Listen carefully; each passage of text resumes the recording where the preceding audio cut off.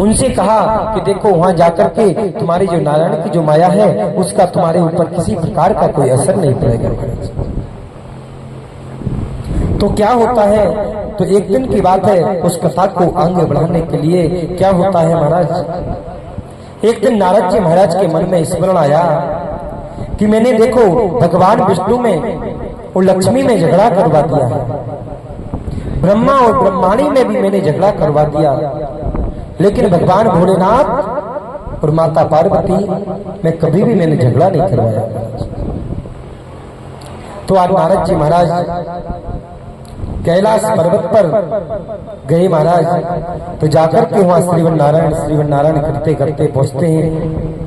तो वहां जाकर के माताजी को प्रणाम करते हैं। जो माताजी है ना, भाई माताजी नारद जी को अपना गुरु मानती हैं। तो जैसे ही श्रीवन नारायण करते हुए वहां पर पहुंचे महाराज, तो माता पार्वती ने प्रणाम किया, पूजन किया, नारद जी से कहने लगी आप बड़े दिन में आना हुआ महाराज, आप इतने दिन से कहां थे?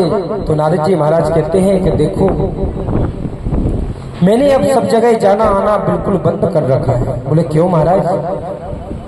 बोले इसलिए कर रखा है कि जो दुनिया में जो लोग हैं ना बहुत मतलबी हो गए,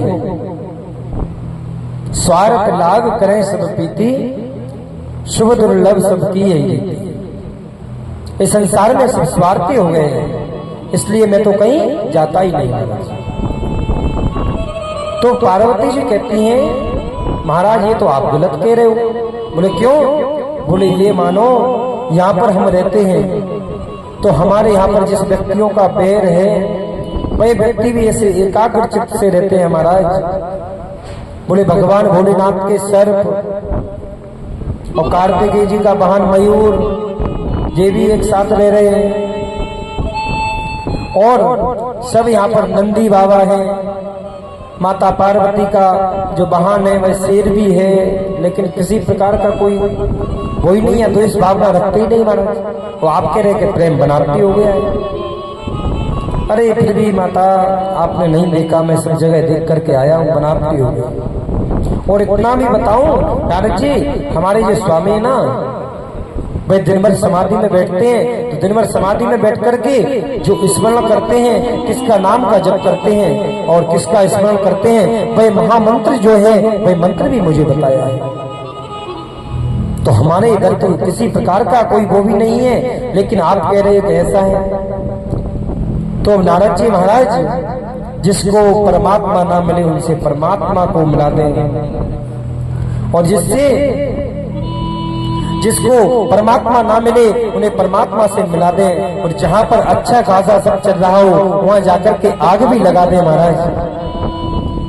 तो नारद क्या किसका नाम है? जिसकी बात कभी रद्द ना हो, उनका नाम नारद। तो कहने लगे ठीक है माता, तब तो चलो अच्छा है तुम्हारे में इतना प्रेम, लेकिन माता एक बात पूछूं? बोले क्या? बोले आप ये बताइए, आपको शायद ये भी बताया होगा, इतना प्रेम करते हैं कि अपने गले में जो मुंडों की माला धारण करते हैं, तो आपने साथ ये भी पूछा होगा। तो माता पार्वती कुछ समय के लिए तो मौन हो गई, कहने लगी यही तो नहीं पूछा मैंने। तो बोले नहीं पूछा तो उनको बताना चाहिए, आप कहते हो हमसे इतना प्रेम करते हैं कि क्या नाम जाप करते हैं वही भी बताते हैं, तो क्या आपसे खाक प्रेम करते हैं? इसलिए माताजी मैं कहीं जाता नहीं, श्रीवन नारायण में तो चलता हूँ, मेरा जो काम था वह हो गया, अब मैं चल देता हूँ।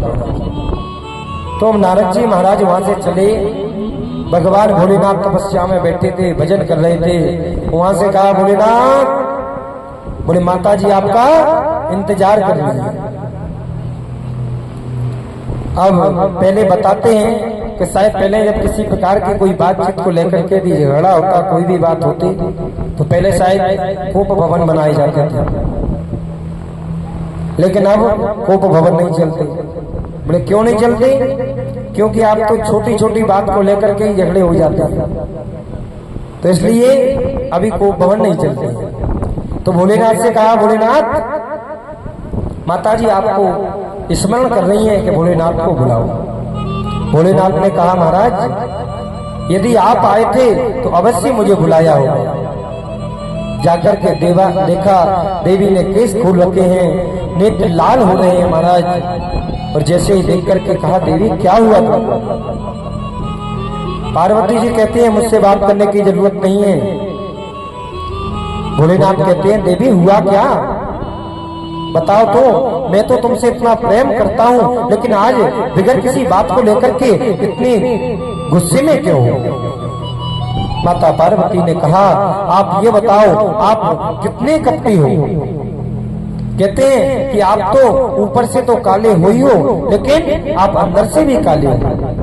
अरे उन्होंने कहा कि ये बताओ हुआ क्या है, कि आप ये बताओ स्वामी जी कि आपने कभी मुझे ये बताया कि आपके गले में जो मुंडों की माला है, ये माला किसकी है?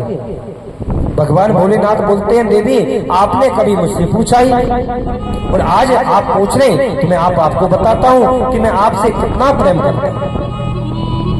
तो महाराज उन्होंने बताया कि जब जब तुम जन्म लेती हो और तुम जब अपने सुदाम चले जाते हो, तो आपका एक मुंड लेकर के इस मैं धारण करके इतना प्रेम करता हूँ कि एक एक मुंड को लेकर के मैं अपने गले में पहन लेता हूँ।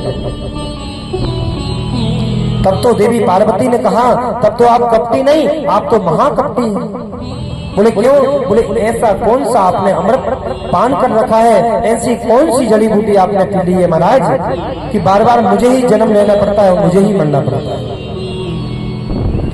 तब उन्होंने कहा कि मैंने अमर कथा का पान कर रखा है।